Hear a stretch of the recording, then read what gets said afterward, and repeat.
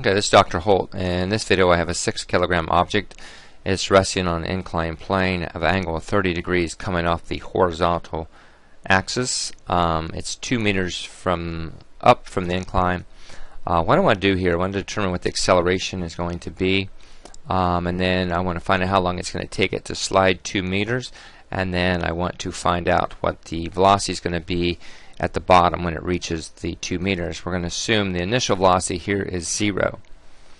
Alright, recommendation to do this. First thing I would do with this is try to break this into a new axis system. I'm going to set a line coming down like this. I'm going to bring this up this way here, just extend it on up. I'm going to let anything that goes this way be positive x. If it goes this way, and anything that goes this way, I'm going to make positive y. Okay, if that's the case, what you want to do with this one is break it into the two components that are parallel to these two axes. To do so, I'm going to bring, let me do this with a vector. I'm going to bring this vector straight down here. The magnitude of that is going to be 6 times 9.8.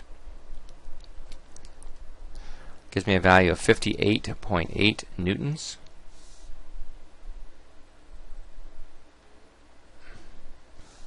I'll break it into its components here and here, like that. Now this angle, if this angle is here 30 degrees, this angle here will be 30 degrees.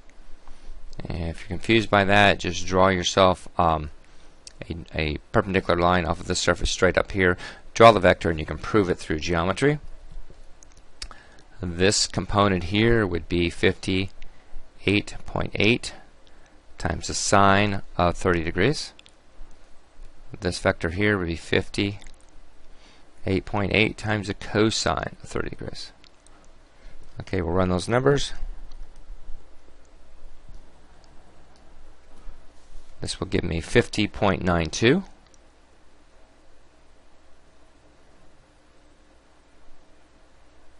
We'll run the other ones. 58.8 times the sine of 30 gives me 29.4.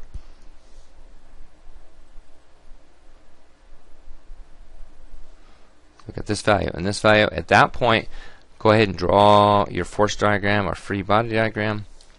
I will come down with a vector coming straight down like this.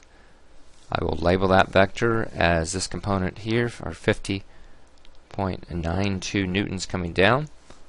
Since this surface is pushing back up the same, this will be my normal force. Oops, hang on a second. This will be my normal force going back up. And I label that as force normal is equal to 50.92. I have this component going down like this. This will be 29.4. And again, this is going to be the x direction, and this will be my y direction. This is going down the negative, so all I'm going to do at this point is sum my forces.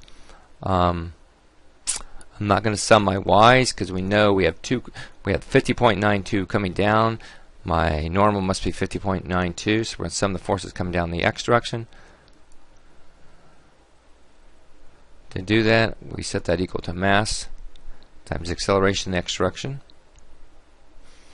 We got minus 29.4 is equal to the mass of the object. The mass of the object is 6 kilograms times acceleration in the x direction. We'll divide by 6 and we'll get our acceleration. And we will get our acceleration in the x direction as equal to 4.9. Now you're going to get negative, and all that means is it's going down in this direction here. Now we have our acceleration. At this point we can go back to our kinematic equations. Scroll down here and I'm going to write them all down. Our x, and you can make that final, or just sometimes I make it final, is equal to our x initial plus our velocity initial times t plus 1/2 times my acceleration t squared. I got Vf is equal to Vi plus my acceleration times time. And then I got VF squared is equal to VI squared plus 2 times my acceleration times my displacement. Alright, again, a good way to do this is to list what you know and what you don't know.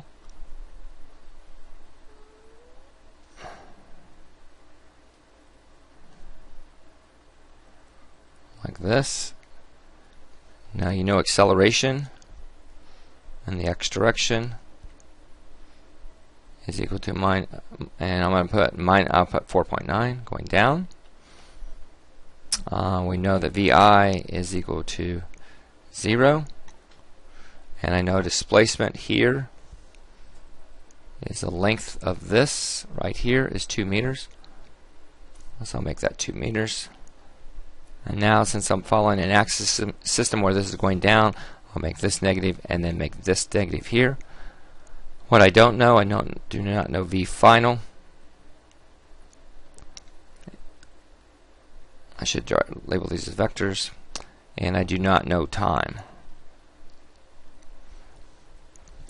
So I do that. The way I like to do this is this combination here is my displacement.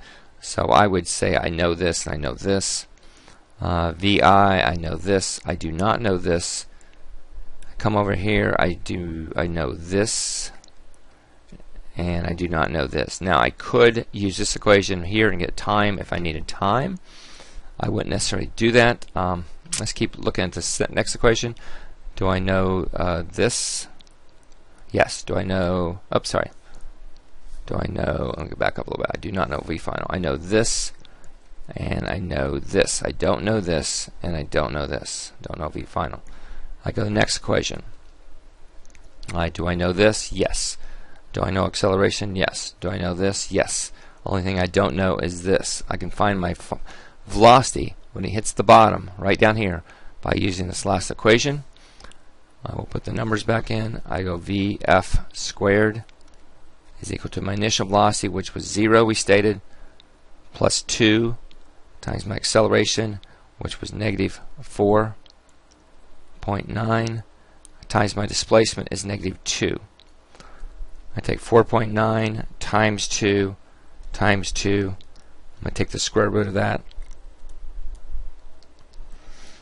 And remember, when you take the square root, you got to consider plus or minus. So my V final would equal to, and I get negative 4.427 meters per second, which means my velocity is going to be 4.427 meters per second at the bottom going down. Now if I want to find time, the easiest way to jump back into here, and now this is where the signs are important, is equal to 0 minus my acceleration, which is going to be 4.9 times t. I divide by 4.9. Oops, do it again.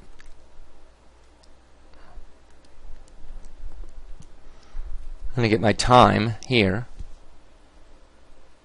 as 0.904 seconds. Now I have my time and I have my final velocity.